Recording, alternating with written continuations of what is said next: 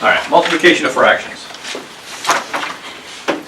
We'll do it symbolically first. Let's say we have A over B times C over D.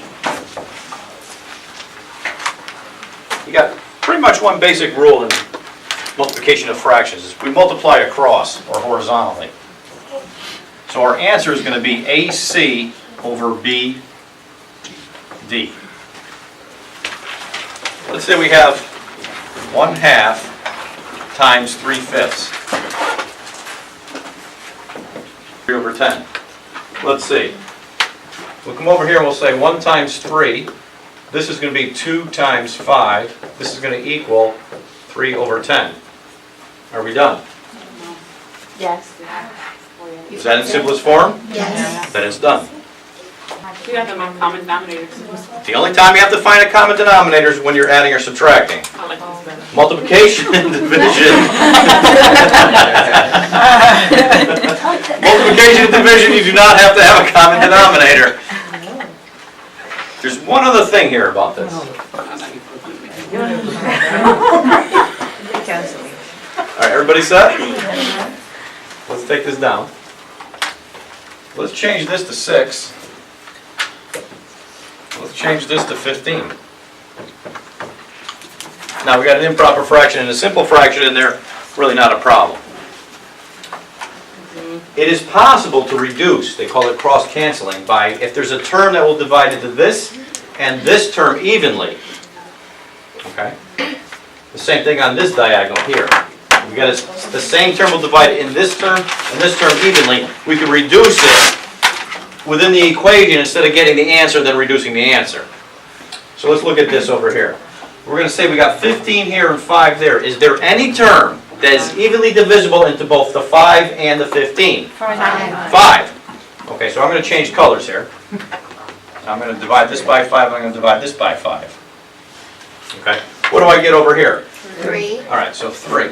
So this 15 changes to a 3. What about down here? 1. Yeah, this cancels and now we have a 1 here. All right, I just tried this diagonal. Let's look at this diagonal here. Is there anything that will go into the 3 and the 6 evenly? 3. 3. All right, so I'm going to change colors again. I'll divide this by 3 and divide this by 3. What am I going to get over here? 2. All right, so the 6 changes to a 2. That cancels. And what about the 3? 1. So now we've done all the reducing within the equation itself. Now when we multiply across, it's 3 times 1 3. and 2 times 1. 2. And our answer is going to be 3 over 2. Is that in simplest form? Yes. Yes, so we are done. On the way to? I'll do it the other way too. I'm going to bring that same problem. This is 15 over 6 times 3 over 5. Let's multiply across. This is going to give us what? 45 over 30. Right? 5. All right, we're going to try 15. Let's divide this by 15. Let's divide this by 15, and we're going to get 3 over 2. Now, the only difference between these two is, here I'm can't doing all my reducing within the equation. Here I waited till the end. Either method works. You don't have to do the cross-canceling if you don't want to. Just multiply across. But if you do this, it saves you time reducing your answer. That's basically what the gist of that is. Yes, Athena? That's right or wrong? Well, either answer is correct. Okay.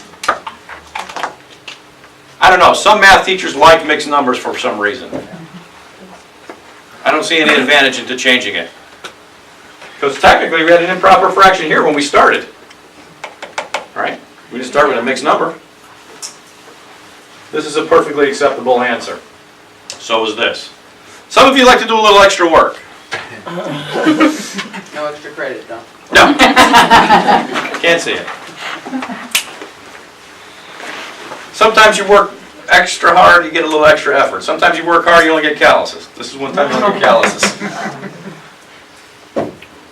All right. We've got to have a rule for this, right?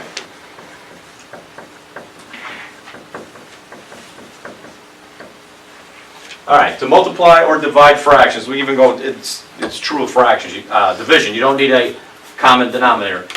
You do not need a common denominator. Make sure that's clearly defined. You do not need a common denominator. Just multiply horizontally or multiply across.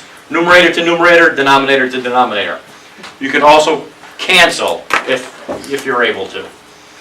Division will be the same way too. Yes. Here's what we're going to do on division.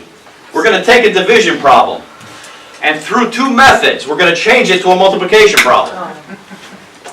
Professor, the cancellation, it has to be across, right?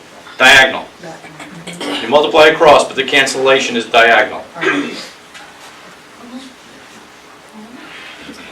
Okay, is that clear to everybody? Yes. Do we need a couple more examples? No. Okay, let's do one more then.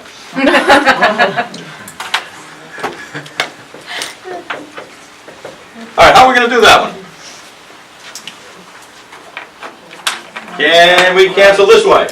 No. Can we cancel that way? No. All right, there's no cross canceling here, so we're going to 7 times 1? 7.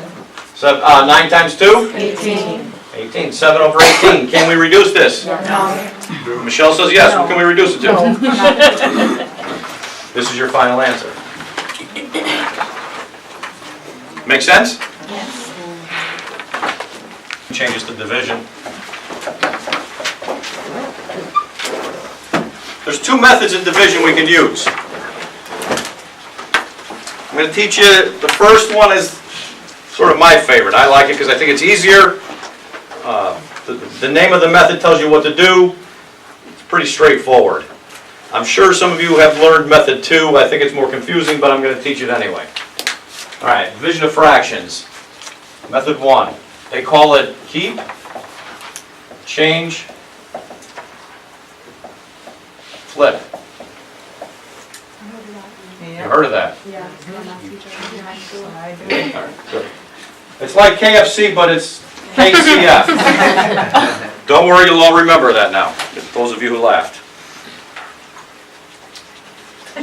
Let's take a division problem. Let's say we have 3/5 divided by 3/10. All right, here's how it works. We're going to keep this one the same.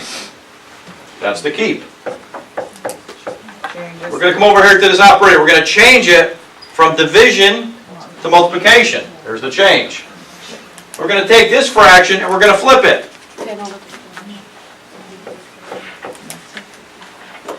So keep, change, flip. We just converted this division problem into a multiplication problem. We already know how to do the multiplication problem, right? Oh, wait a minute. Can we cancel on the diagonals? Yes. Make sure you do the canceling after you make the flip. Get it in the multiplication format first. Well, look it. This is 3, this is 3. We're going to divide both of them by 3. They just cancel to 1. Can we cancel this way? Yes. Well, 5 goes into 5, 5 goes into 10, so let's go like this. I'll even draw that one out. This is divided by 5, this is divided by 5. This cancels to 1, this cancels to 2. This equals, now, we get it into this format now, let's just multiply across. This is going to equal 1 times 2 and 1 times 1. This equals, so Lena, I want you to help me out on this one, because 1 times 1? Very good. All right, hold on. Are we done, Selena? Are we done? No. No. I guess not. Wait. Yeah, you are done. I'm done? Yes. You got to do the division. Equals Divide. 2. Any number over 1 is a whole number, right? So it's got to be 2, the numerator. So we're done. Now we're done. See, Lima, when you get to this point, this is like you still leave a quarter of a drink left. You don't want to do that. You want to drink the whole drink. Get out! I will remember.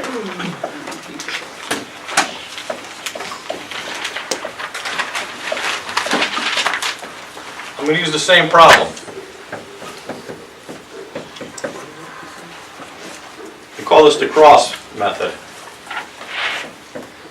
Has anybody taught this method? Oh, you don't know what it is? Here's what you do. You multiply the 3 times the 10, it's down. Then you put this answer in your numerator. So this becomes 3 times 10. Then you multiply up, 5 times 3, and you put your answer in your denominator. Oh. You notice we got 2 x's here. Yeah. So this, if you multiply down, you put your answer up. If you multiply up, you put your answer down. What a lot of people do is they'll multiply 5 times 3 and put their answer here, or 3 times 10 and put their answer here. They inverse these. That's why I don't like this method. So this is going to be 30 over 15. Now, we can reduce this, right? Yes. Divide both of these by 15. You get 2. And we're going to get 2 over 1. Salima, is that done? No. No, it's just 2. Okay, thank you. There, we finished the drink that time. Didn't we get the same answer even if we did 3? Let's take this one here. Let's say we're going to have 7/8 divided by 1/3. Okay, follow this recipe here. Keep 7/8. Change. Division becomes multiplication. Flip. This is 3 over 1. Now, can we cancel this way? No, No, not on that day. How about this way? no. No. That's not there. This equals 21 over 8. Now, can we reduce this? Yeah. No. No. No, you can't. No. Well, 8 is 2 and 4, and 8 doesn't go to 21 evenly. Neither does 2 or 4. That's in simplest form. Let's go over here to the cross method. 7 over 8 divided by 1 over 3. I'm going to even use my marker for this one. We're going to go like this. 7 times 3. So 7 times 3 has got to go up here, so this is 21. 1 times 8 goes down here, this is 8. Yeah, see, that's common error. 8 times 1. When you multiply up, you have a tendency to put it here. When you multiply down, you have a tendency to put it here. It's 2 x's.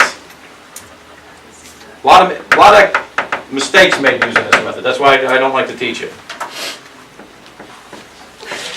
All right, so what we're going to do is, to divide fractions, we do not need a common denominator. Let's get that clearly defined. Use either keep, change, flip, or the cross method to turn the division problem into a multiplication problem. Then you solve. Then solve. Not that bad, is it?